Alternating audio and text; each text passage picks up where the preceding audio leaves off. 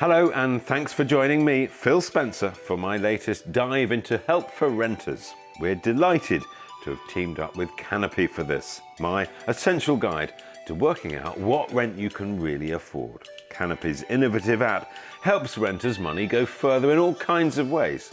So click the link below to find out more and download. It's completely free. And do please subscribe to this channel too. If you're on YouTube, click the bell for notification. Now, working out how much rent you're able to pay should be straightforward, but it's easy to overlook certain expenses. So here is how to make sure you don't find yourself caught out by unexpected costs.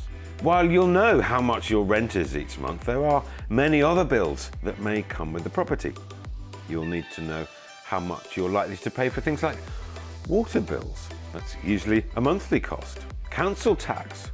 Be aware this is often paid in 10 monthly instalments, so work out the annual cost and divide by 12 to get your monthly cost across the year.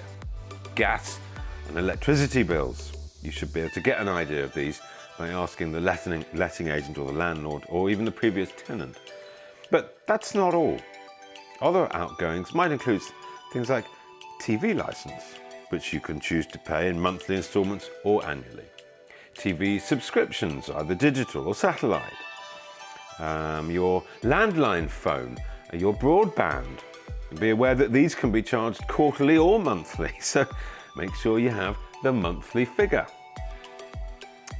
Then we look at things like contents insurance to make sure your possessions inside the house are protected from theft, from fire and from water damage, things like that. Of course, you'll have all kinds of other outgoings personally. I think it's really important to be realistic about these. Most of us can make some economies, but if you put your head in the sand about what day-to-day life really costs, you can run into difficulties.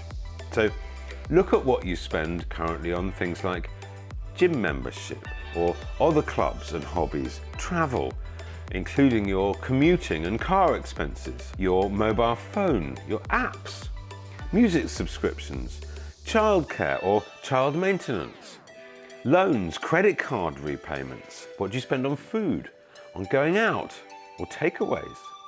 How much do you spend on clothing? I mean, anything also that's an annual one-off cost like Christmas or a summer holiday.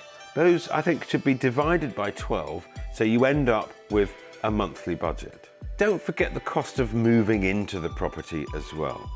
Cash deposits are now capped at 5 times the weekly rent, but this still averages about £1,000 in England and Wales, so it's quite considerable money. It's also a good idea to have something of a savings account so you can cover moving out expenses when the tenancy ends.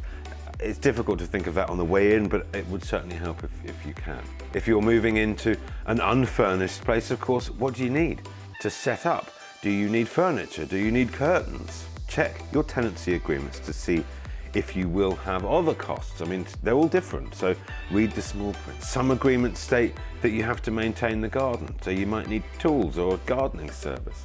Just really be 100% clear about what bills are your responsibility and what bills are paid by the landlord. Finally, if you're living with friends or with a partner, have a clear and frank discussion on the way in about who's going to be contributing what to the bills and set it out in writing. Please do that. If you have a signed sole tenancy agreement, then you are liable for all of the bills, whether or not your flatmate stumps up. If you've signed as joint tenants, then everyone whose name is on the agreement is liable for the rent and the bills, even if they move out during the term. That's a key point.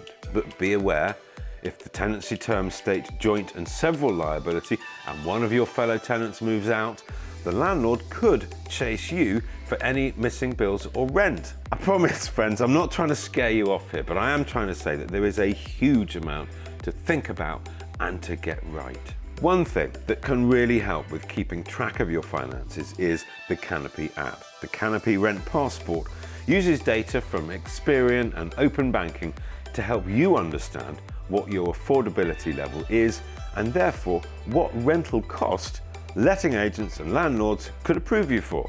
If If you don't yet know what open banking is and how it allows companies like Canopy to offer you better tools, then we've included a link in the description below. Canopy have also added tools in the app which help you understand where you are spending and work towards your financial goals. There's a link below so you can find out more and download the free app today. Please let me know if you use the app and how you find it. And join me next time for more top property tips. Thanks for watching.